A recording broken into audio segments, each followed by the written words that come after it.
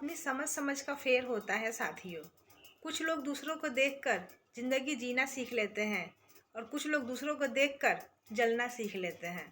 अगर रिश्तों में खटास हो गई है साथियों, तो किसी से कुछ भी बोलने से पहले बहुत सोच समझ के बोलना चाहिए, क्योंकि चोट वाले घाव तो ठीक हो जाते हैं, लेकिन बातों वाले घाव हमेशा याद रहते हैं और दर्द बहुत देते हैं। अगर जीवन में किसी के लिए अधिक मोह हो जाता है साथियों, तो हमें उसकी बुराइयां नज़र नहीं आती। उसी प्रकार किसी के लिए अगर हमारे मन में घृणा हो जाती है, तो हमें उसकी अच्छाइयाँ नज़र नहीं आती। मोहब्बत चेहरे से नहीं, दिल से होनी चाहिए साथियों, क्योंकि हमेशा खूबसूरत चेहरे के पीछे घमंड छिपा होता है।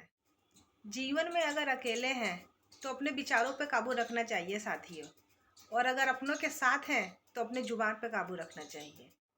रिश्ता बहुत गहरा हो चाहे ना हो साथियों, लेकिन भरोसा हमेशा गहरा होना चाहिए। अपनी ज़िंदगी में सहन करना भी सीखना चाहिए साथियों, क्योंकि हम में भी बहुत सी ऐसी गलतियां हैं और कमियां हैं जिसे लोग सहन करते होंगे। ज़िंदगी में अपनापन तो हर कोई दिखाता है साथियों, लेकिन अपना कौन है ये सिर्फ वक्त बताता है। बनवास बनवास केवल जंगल में जाकर रहना ही नहीं है साथियों। जिंदगी में करवाहट आ जाने के बाद और रिश्तों में करवाहट आ जाने के बाद एक ही परिवार में अजनबियों की तरह इधर उधर घूमना भी एक बनवास से कम नहीं होता है। जहां अपनों के सामने अपनी सच्चाई साबित करनी पड़े, वहां हम बुरे ही ठीक है साथियों।